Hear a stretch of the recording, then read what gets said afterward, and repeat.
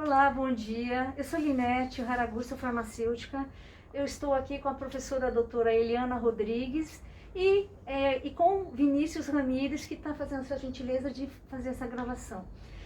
Professora doutora Eliana Rodrigues, ela é coordenadora do Centro de Estudos Etnobotânicos e Etnofarmacológicos da Unifesp e ela foi fundadora desse centro. E a importância desse centro de estudos e as pesquisas que ela realiza com etnobotânica, etnofarmacologia, com reações adversas a medicamentos fitoterápicos. Ela desenvolve projetos entre diferentes culturas e diferentes biomas, né? Entre eles vou citar 2 biomas que são considerados hotspots da biodiversidade, que é a Mata Atlântica e o Cerrado. Eles já perderam uma grande área da sua vegetação nativa primária, então estão ameaçados, né? Então a professora ela desenvolve pesquisas nessas áreas e também ela estuda diversas culturas, né? Com a nossa rica biodiversidade, com as diferentes culturas indígenas, quilombolas, caiçara, ribeirinhos. Então, a importância de resgatar o conhecimento tradicional dessas culturas, né? Eu gostaria que ela falasse um pouquinho dessa riqueza desse trabalho, das pesquisas, e é uma honra porque ela também foi minha professora, né? Então ela é uma pessoa assim que tem um conhecimento para mim é maior nessa área, né? E só para resgatar antes de eu passar a fala para ela, a Organização Mundial da Saúde, ela estima que entre 70% a 90% da população mundial dos povos em desenvolvimento utilizam a medicina tradicional e a medicina complementar alternativa no cuidado primário à saúde, na atenção primária à saúde. E no Brasil, 80% da população utiliza produtos à base de plantas. E a professora me corrija se eu estiver errada, equivocada. Então é isso, olha a importância do trabalho, das pesquisas que a professora doutora Eliana Rodrigues realiza, não só para fortalecer, mas para resgatar esse conhecimento tradicional que estamos perdendo. Os antepassados, comunidades indígenas. Então é isso, professora. Muito obrigada, é um prazer falar com a professora. Para mim é uma honra enorme estar hoje aqui junto com você, Linete, porque você para mim é uma inspiração. Você traz uma contribuição para o campo da fitoterapia no Brasil enorme, né? Todos os cursos que você já organizou, todos os movimentos que você faz em prol disso. Então, assim, para mim é uma honra muito grande, sem jogar confete, de verdade. Inclusive, ela colaborou com o nosso curso, gente, de plantas medicinais e fitoterapia. Isso muito mesmo. Obrigada, né? Muito gostoso, muitos anos, né? Quando foram 8 anos... Você começou em 2009 e terminou em 2017, né? Muitos... Com vários colaboradores voluntários. Dr. né? Wong, professor Bismarck, saudoso professor Carline. E o saudoso Wong também, né? Faleceu esse ano. Nossa, muitas perdas. Bom, mas assim, quando a gente fala em conhecimento tradicional, é muito importante a gente tentar dizer que existe um conhecimento urbano e existe um conhecimento no ambiente rural. No ambiente urbano, quando você fala que 80% das pessoas no Brasil usam plantas medicinais, é bom, é ótimo, mas poderia ser melhor se a gente tivesse um controle maior do ponto de vista de reações adversas, fiscalização, que a gente não tem. Então a gente sabe que essa coisa romântica do uso de plantas medicinais, ela é romântica, né? Porque aí nós temos problemas enormes de risco à saúde pública. Inclusive a gente já desenvolveu projetos nas ruas, né, desse comércio ambulante de drogas, de plantas medicinais e drogas vegetais, que a gente sabe que estão contaminadas com fungos, bactérias, além do preconizado, do permitido pela farmacopeia brasileira. Então aí nós temos problemas mesmo, né? Então por isso que eu acho tão importante quando a gente fala em conhecimento tradicional, a gente diferenciar o tradicional do popular. Então esse que a gente vê nas ruas, que está no ambiente urbano, que a gente fala que é popular, muito mais para trazer essa questão do risco, né? Que está embutido, que a gente precisa olhar para isso, mais do que falar do romantismo, falar desse risco que está aí silenciado, que ninguém escuta, que quase ninguém fala, e que a gente precisa olhar isso, porque é um medicamento, como qualquer outro medicamento. Então não dá para ele estar disponível nas ruas da forma como ele está. sem critério, sem cuidado, com interações farmacológicas de polifarmácia, por exemplo, pacientes idosos, né, que tomam um monte de medicamentos de forma crônica para controlar diabetes, para controlar triglicérides, né, pressão. E aí nós temos interações. Então nós temos um estudo, por exemplo, com o pessoal da terceira idade, da melhor idade, né, que agora a gente chama de diadema, aonde elas trouxeram, elas e eles, relatos de interação entre esses medicamentos, porque eles são polifarmácia, entre esses medicamentos, que eu tô falando, sintéticos, crônicos, com plantas medicinais.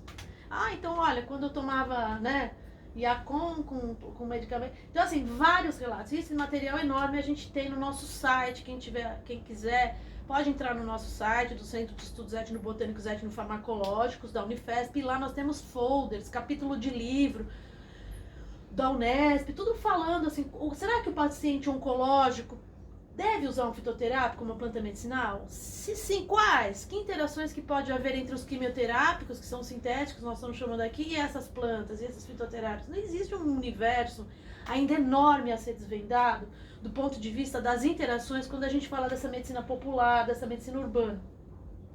Que é óbvio que isso não é só prerrogativa de fitoterápicos, sintéticos também tem muitas interações e muitas reações adversas, mas a gente precisa chamar atenção.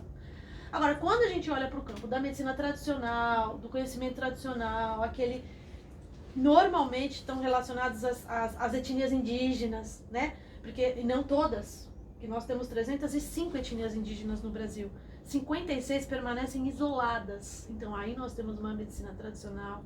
E mesmo aquelas etnias que estão moderadamente isoladas ainda do não indígena, né?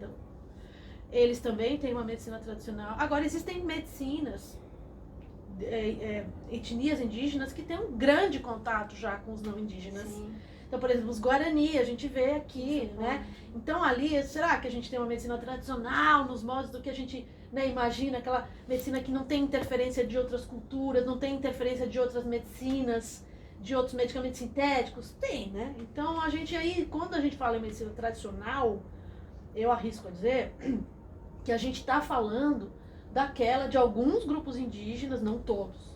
Então, por exemplo, a gente acabou de sair agora, tá fresquinho, tá saindo o cheiro do pão, assim. Um capítulo pela editora Manoli, não sei se agora eu já falei, né? Da pessoal da psiquiatria da USP, né? Que tá coordenando. O Ciro Rod, né? Que tá organizando. E a gente acabou de escrever um capítulo sobre as medicinas tradicionais indígenas do Brasil. Então, eu chamei 5 indígenas para que eles possam colaborar com essa fala. O que é a medicina tradicional indígena? Então, eles estão falando por eles. Então, aí sim, eu acho que a gente aumenta a chance de chegar mais perto do que é a medicina tradicional. E não uma pessoa de fora falar sobre eles. Então, professora, eu queria que a senhora falasse um pouquinho desse Centro de Estudos Etnobotânicos e Etnofarmacológicos da Unifesp. Inclusive, ela é docente da Unifesp, né? É um trabalho maravilhoso. Eu gostaria que você falasse um pouquinho para que as pessoas soubessem o que é etnobotânica, o que é etnofarmacologia, né? Tá. Então, a etnobotânica é uma disciplina científica, né, que a gente tem no meio acadêmico, que estuda a interação entre pessoas e plantas. Como as pessoas interagem com as plantas, mas também, no final das contas, como que as plantas influenciam na vida das pessoas, né? E a etnofarmacologia ela é uma sub-área da etnobotânica, né? A etnofarmacologia ela estuda, ela procura registrar, né, o conhecimento sobre determinadas nações, determinadas culturas, sobre o uso de substâncias que alterem a sua fisiologia. Claro que muitas vezes está relacionado com a medicina local, as práticas, as crenças, os recursos utilizados, então plantas, animais, fungos, minerais, algas, é para além das plantas.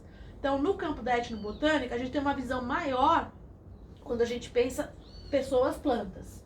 Porque aí pode ser planta para fazer remédio, mas também pode ser planta para fazer como um alimento, para fazer tintura, grafismo, para fazer adornos, artesanatos, casa, barcos, construção naval, civil, etnobotânica.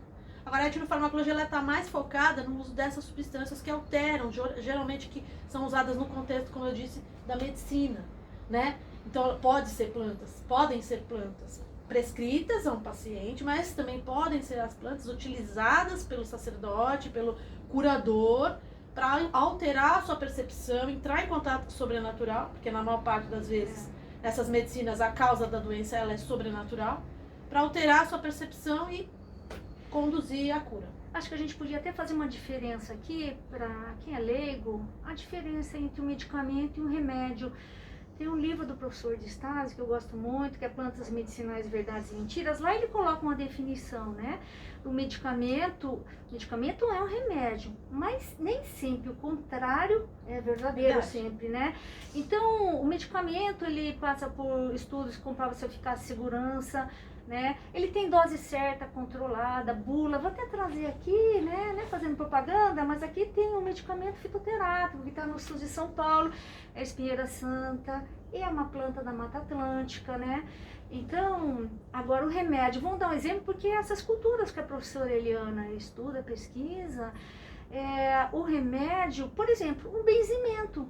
O benzimento, que para uma cura, é um remédio, ele já não é um medicamento. Então, a professora poderia aprofundar um pouquinho mais essa parte. Nessas práticas médicas, seja popular, seja tradicional, a gente encontra o quê? A religião. Então, não tem medicina tradicional popular, mas até a popular sem religião. A base religiosa ela é muito importante na medicina. Elas são complementares, a medicina e a religião, para essa cura aí que a gente está falando. Então, na maior parte das vezes, nessa medicina popular que a gente encontra no urbano, que a gente vê o rezador, porque ele usa reza. Sim. O benzedor, ele benze, ele usa reza. Qual é a base? O cristianismo. Sim. A parteira, ela precisa rezar, ela dá o chá para contrair o útero, mas ela também reza para a criança sair. Depois que a criança, o feto sai, o nenê já, né? Depois ela continua rezando para essa placenta sair. Então, a base desses praticantes de cura é a reza, né? É a Igreja Católica. Quando a gente vai, por exemplo, num contexto onde a Igreja Católica não é mais a soberana e entra, por exemplo, a Igreja Evangélica, nós perdemos esses praticantes de cura, como acontece muito na Amazônia, a gente tem observado. Então eu voltei depois de 17 anos para a Amazônia, onde eu trabalhei com os ribeirinhos amazônicos, e ali sim a gente tinha as parteiras, rezadores, benzedores, com papéis muito importantes do ponto de vista de uma medicina que é isolada geograficamente de qualquer atendimento médico convencional. Então, se a mulher estava gestante, ela tinha que usar o recurso da parteira mesmo, né? Com vários métodos, né? De pré-natal que eles utilizam. Agora, quando você tira a reza, ou seja, quando você tira aquela religião acoplada àquela medicina, você muda o contexto, você muda os praticantes de cura. Isso é muito interessante. Isso não é um problema. Eu não vejo isso como um problema. Mudou da católica para a evangélica. Não, porque também na Amazônia que a gente tinha os indígenas com suas práticas xamânicas. Quando chega o católico, faz uma mudança. Agora, chegando o evangélico, é outra noção. Essas medicinas, elas são dinâmicas. Por isso que eu digo que elas são populares. Agora, a tradicional, ela já não vai ter essas mudanças tão radicais, né? Então, falando das comunidades indígenas, vou pegar um gancho aqui. Hoje é dia 4 de agosto. Dia 9 de agosto é o Dia Internacional dos Povos Indígenas. E a professora Eliana já conviveu com os povos indígenas, com comunidades indígenas. E a gente sabe que existe um PL 490 que vai alterar a remarcação das terras. E aí eu pergunto para a professora, além de afetar as comunidades indígenas, ela também pode, as comunidades indígenas que já herdaram essas terras dos seus antepassados, poderiam acabar perdendo a sua identidade, né? Eu gostaria que a professora que já trabalhou, conviveu com as comunidades indígenas, com o maior respeito às comunidades, pudesse falar um pouquinho, né? Eu acho que independente de ser comunidade indígena, não indígena, caiçara, ribeirinho, a gente está numa rede. O ser humano, que é parte, inclusive, da natureza, a gente sempre se tira, mas a gente deveria estar, a gente está em rede, eu brinco assim, a gente está em rede. Se você mexe num ponto da rede, você mexe na rede toda, né? Então, qual é o caso aqui? O caso dessa PL é que se ela realmente continuar sendo aprovada, como já foi numa primeira instância, isso vai trazer nessa rede um desajuste para todos nós, não só para os indígenas. Por quê? Porque na Constituição de 88 foi dito que em 10 anos todas as terras indígenas seriam demarcadas. Até 10 anos. Chegou 98, não aconteceu. Nós estamos em 2021, ainda não foram demarcadas. E agora, do nada, não só não foram demarcadas, como está sendo por essa lei, né? está em vias de ser aprovada agora em agosto, que não só não foram, como não serão. E só serão consideradas emagas aquelas que estavam até 88. E ainda flexibiliza a entrada, né, de madeireiros, de garimpeiros, causando o quê? Mais violência, mais conflito, e que o fato de você não demarcar, você gera mais possibilidade desses conflitos, mortes, que quem está do lado mais vulnerável, o nome já fala, né? É vulnerável. Então a gente tem muitos colaboradores do nosso projeto Culturas BR, que é um projeto aqui da Unifesp, que junta artistas, cientistas e povos tradicionais para que a gente não é que dê voz, mas a gente consiga fazer um eco maior, né, para a sociedade civil sobre as demandas, sobre as necessidades e os direitos, né? Então nós temos, por exemplo, a Kellen, Guarani Kaiowá, que mora em Dourados, um lugar altamente, sofre muita pressão, né, de todas as ordens e muita violência. Temos o Narayamate Suruí, Paiter Suruí, que também está em Rondônia, e ali eles sofrem pressão de diversas ordens. Então é pressão de madeireira, é pressão de fazendeiro, é pressão de igrejas, é pressão interna, é pressão de ONGs. Então esses indígenas, eles sofrem muitas, dependendo do caso, muitas pressões externas e internas. E essa lei, se realmente ela continuar sendo aprovada, isso vai ser um caos, mas não apenas para eles. Acho que isso é muito importante a gente deixar claro aqui, sabe? A gente tem que pensar no todo, né? Sempre, né? Sim. Olha, eu não sei nem o que dizer, professora, né? Eu admiro muito o seu trabalho. Eu sei que a professora já trabalhou, já vivenciou, né, com as comunidades indígenas. Eu estou fortalecendo isso porque estamos nessa data importante, né? Dentro dessa cultura, e eu gostaria que a senhora falasse um pouquinho do que poderia estar dizendo das curas que eles realizam, os remédios que eles utilizam. Tem alguma coisinha assim para a gente poder encerrar que poderia estar? Tá, posso. Mas antes, se você me permite, eu queria falar rapidamente de que a etnobotânica, a etnofarmacologia é uma disciplina científica onde o antropólogo, ou o botânico, ou o cientista ambiental vai a campo para entender a medicina do outro, para entender como que o outro se relaciona com as plantas. Nós criamos uma metodologia há uns 4 anos, inovadora, muda o paradigma, né? Não é a gente que vai fazer esse registro, mas a gente capacita os indígenas que querem fazer esse registro. A gente capacitou os quilombolas de Pissinguaba, do quilombo lá da fazenda e do Camburi, onde eles...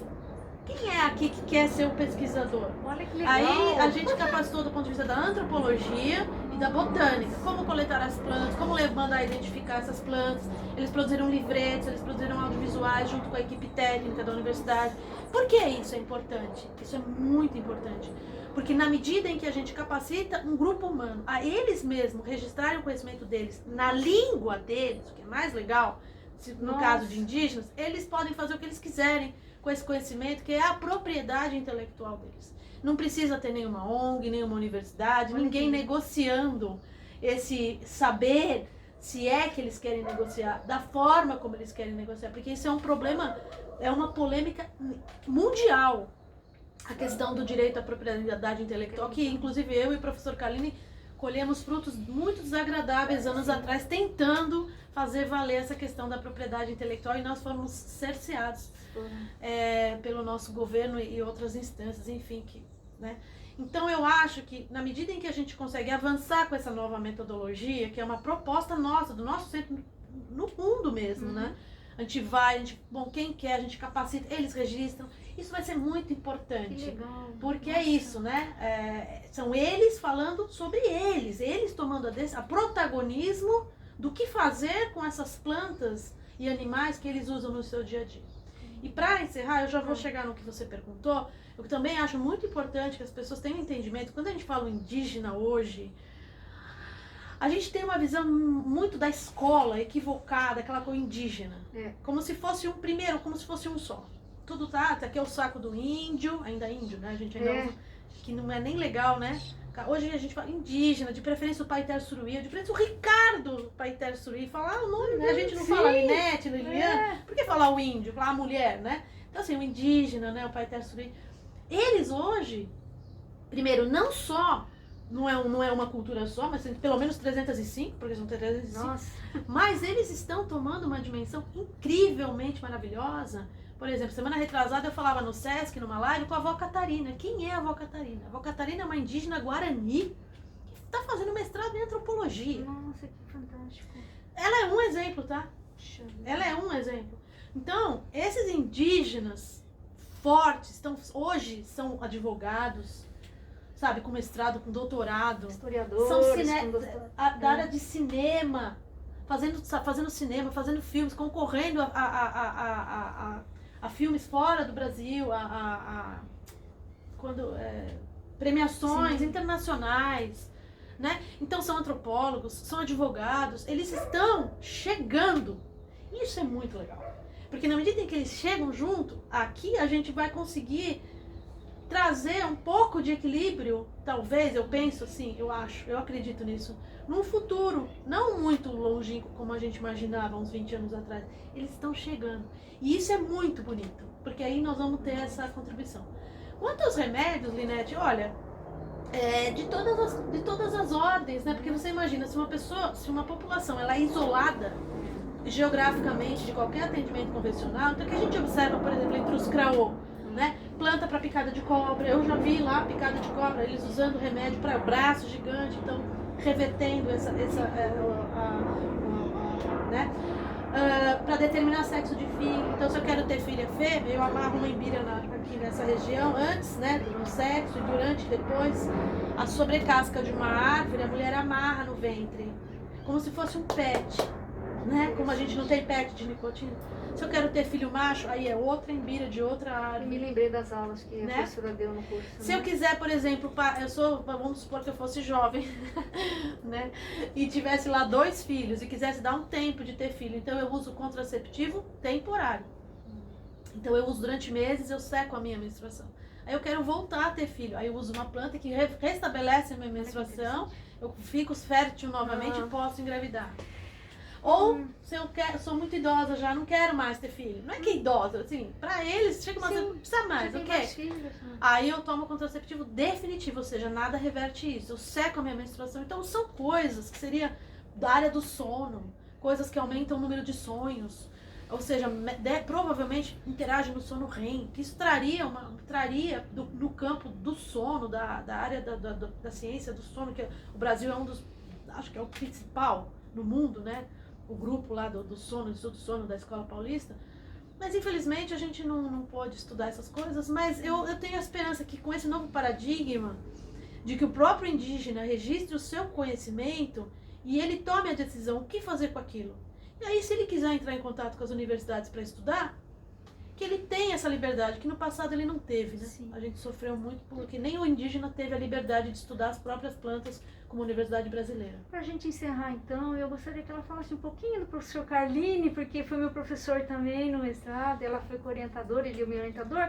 Pra gente encerrar, professor Elisaldo Carline. Que falar, né? Do que professor Carline. fez a passagem dele em setembro do ano passado, e é muita saudade. Então, Muita vamos saudade. encerrar com ele. Vamos no alto astral. Eu Nossa, acho que o professor sim. Carline, ele tinha uma coleção de is. Eu brinco, coleção de is, invencível, incansável. Guerreiro. Não, de is. Outro dia eu tava pensando a quantidade de is que tem naquele homem, assim, né? Do ponto de vista profissional, mas também humano, né? Então eu deixo aqui muito obrigada pelas sementes que ele plantou. Nós somos frutos dessa semente que ele plantou e cabe a nós agora continuar plantando essas sementes para que outros Carlines, outras Elianas, outras Linetes venham para dar continuidade ao que ele começou. Porque é isso, né? Fazer ciência é você dar continuidade ao que alguém lá atrás, como Ribeiro do Vale, né? Nossa. Deixou ele, né? Então não tem fim, né? Quando a gente começa a olhar para trás, fala, nossa, mas aí antes dele tinha o Ribeiro do Vale. O professor Ribeiro do Vale foi um farmacologista, um médico da Unifesp, que iniciou o professor Elisaldo Carline dentro da Escola Paulista de Medicina, né? Que é na área de plantas medicinais. Isso. E eram desacreditados, né? Porque naquela época, imagina, Então, gente, é isso. Olha que papo mais gostoso com a professora Eliana. Então é isso, Eu gente. agradeço muito. Vamos encerrando aqui, agradecer o Vinícius, que vir aqui, Vinícius, para ver seu rostinho, né? Que veio aqui nos auxiliar aqui, né? Muito obrigada, querido, né? Então é isso, gente. Tudo de bom. Gratidão, né? Até a próxima, tá? Muito obrigada. Obrigada, Vinícius. Professora maravilhosa, como sempre, né? Gratidão. Eu quero ver.